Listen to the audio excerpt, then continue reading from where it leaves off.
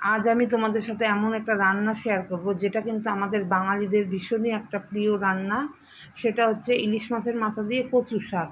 তো চলো দেখে নাও রান্নাটা আমি কিভাবে করছি, একদমই সহজ। তো বাজার থেকে তো নিয়ে এসেছিলাম কচু শাক, আর এখন কচু শাকগুলো ডুমো ডুমো করে কেটে রাখে, তো ভীষণ সুবিধা হয়ে গেছে আমাদের।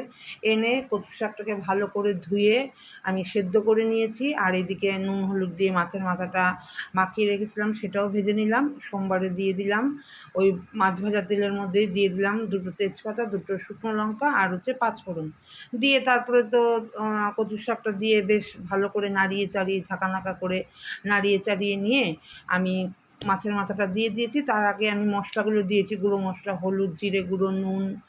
তারপরে সেটাকে ভালো করে নাড়িয়ে নিয়ে দিয়ে দিলাম মাছের মাথা। মাছের মাথাটা দিয়ে আর একটু ভালো করে নাড়িয়ে নিয়ে তারপরে তার সাথে দিয়ে দিলাম হচ্ছে, নামানোর আগে যখন এটা একটুখানি শুকনো শুকনো হয়ে গেল, নামানোর আগে দিয়ে দিলাম ভাজা জিরের গুঁড়ো। সেটা দিয়ে আরেকটুখানি নাড়াচাড়া করে বেশ একদম শুকনো হয়ে গেছে, তখন তাকে নামিয়ে দিলাম। আর নামিয়ে নিয়েই চলে এলাম গরম গরম ভাতের সাথে কচু শাক নিয়ে টেবিলে।